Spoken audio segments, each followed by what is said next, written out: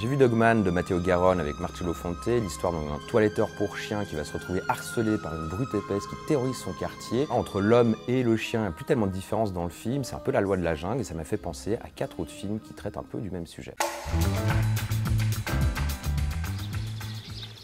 Ce matin, j'ai eu une idée. Ça s'est passé quand j'étais couché dans l'herbe et j'observais la créature. C'est Jacques Audiard, à l'époque pas du tout connu, qui signe le scénario. Il imagine les pensées d'un boule terrier qui est le héros du film, ou tout le anti-héros, et qui va porter en fait un regard absolument sans concession, plutôt grinçant, sur l'espèce humaine. Baxter, méfiez-vous du chien qui pense. C'est un ovni du cinéma français, un film absolument culte à voir vraiment, et c'est très cynique, et très noir, et très drôle. On ne sent pas le cul. On ne sent pas le cul des filles. Voilà. Bon, il est où ce con de chien là maintenant? C'est toujours aussi drôle, c'est absolument désopilant, et en plus, à travers l'interprétation d'Alain Chabat qui est absolument géniale, on voit cette candeur, cette innocence qui va contraster avec une société qui est souvent bien cynique. Allez, Jacques, attaque. Non. Attaque, Jacques. Non. Elle attaque. Non.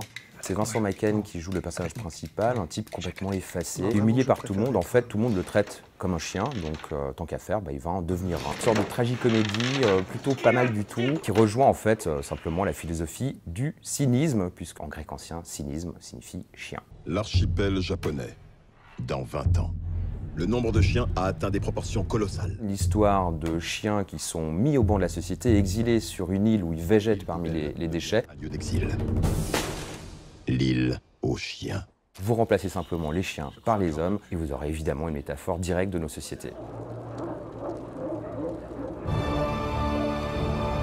Ça se passe à Budapest, il y a des chiens errants qui vont se rebeller contre leurs oppresseurs, donc nous, les hommes, et prendre possession de la ville. C'est un film absolument incroyable, il y a un souffle épique qui passe tout le long. Les chiens errants prennent complètement le symbole de tous les opprimés, de tous les laissés pour compte, qui sont laissés en marge de nos sociétés. Voilà, c'était ma liste. Si vous avez une autre idée d'un film auquel j'aurais pas pensé, n'hésitez pas à compléter.